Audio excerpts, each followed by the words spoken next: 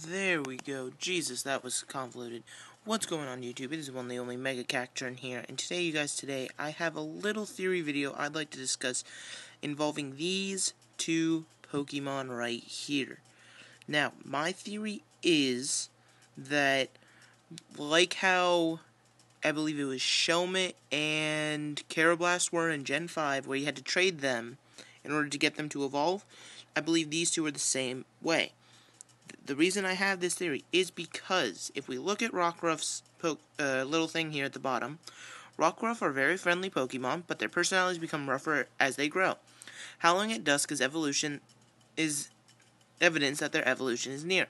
When evolving, they will separate from their trainer and return once their evolution is complete.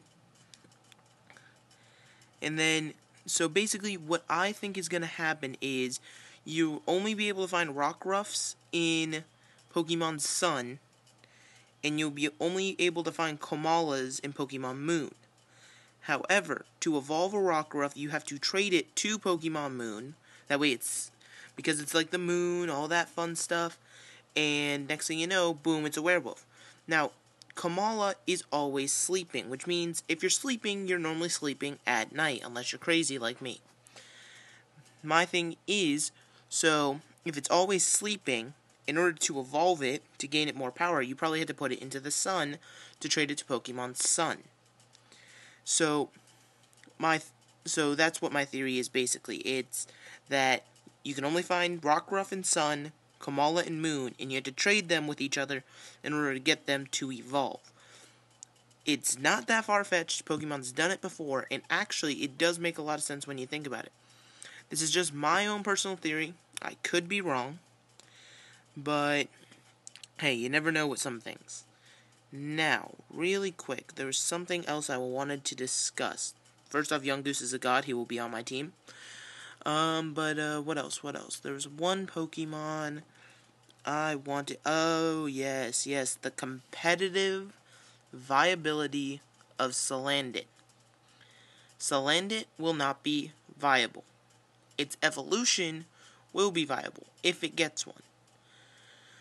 Because of the fact that that ability to poison it, if you did not know already, which if you didn't, then you're just blind, but its ability is corrosion, which enables it to poison both steel and poison types. That is huge. I'm predicting that this, if it gets an evolution that's actually decent, that evolution will be OU. Because this thing can take down Heatran. This thing can take down Ferrothorn. This thing can take down Scizor.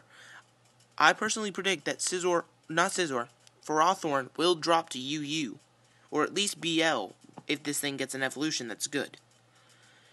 Now, also, something else that will drop, in my opinion, if this gets a decent evolution, Mega Mawile will drop out of Ubers. Now, a lot of people are like, what? The thing has, like, base something attack with huge power. Mega Medicham has literally 5 less points of attack, a better move pool with coverage, and it's an OU.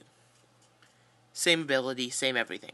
I personally predict that if Salandit gets an actual decent evolution, it will be able to change some of the Pokemon in the game, because just an ability to poison what is normally considered the fattest, one of the better walls, like any steel-type wall that existed from Gen 6 because of the rise of the fairies, is gone because of Salandit, because it poisons you to whittle you down, but then it's also a fire type, so it can just tear through you. This thing is meant to be a steel killer because they realized that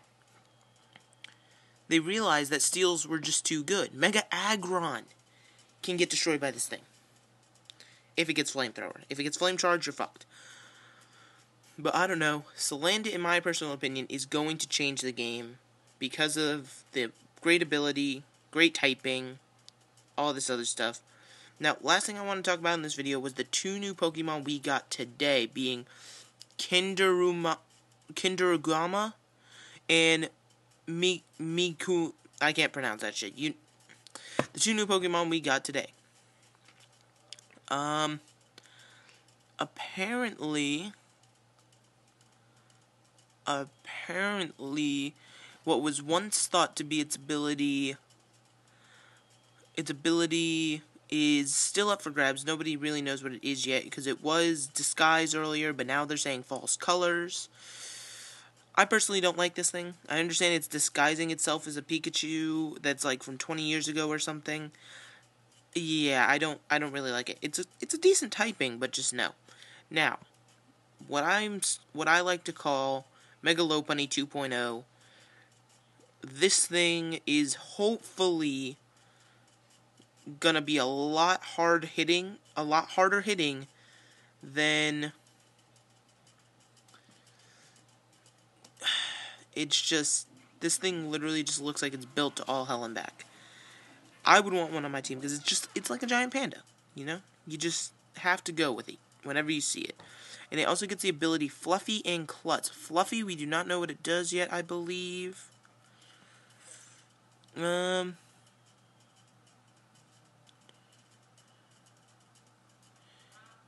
They don't have Fluffy on the list yet because it's not been revealed what it does. So, hopefully we'll learn what Fluffy does soon. Maybe it's a decent ability. Maybe it's something that's completely useless, you know?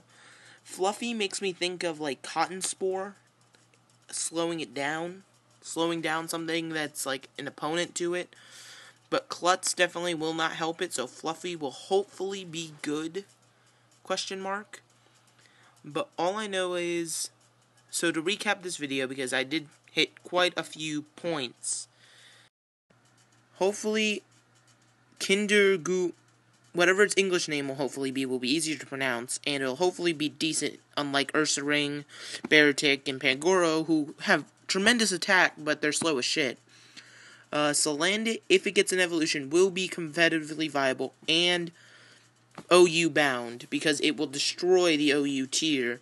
And then finally, to the last recap, I believe that Rockruff and Komala will be game exclusive, and you'll have to trade them with each other to get them to evolve. So I'd like to thank you all for checking out the video. Hopefully you can go ahead and hit that like button down below if you agree. Leave your own opinion down in the comment section if you think something different or something else. And yeah, I will catch you guys next time.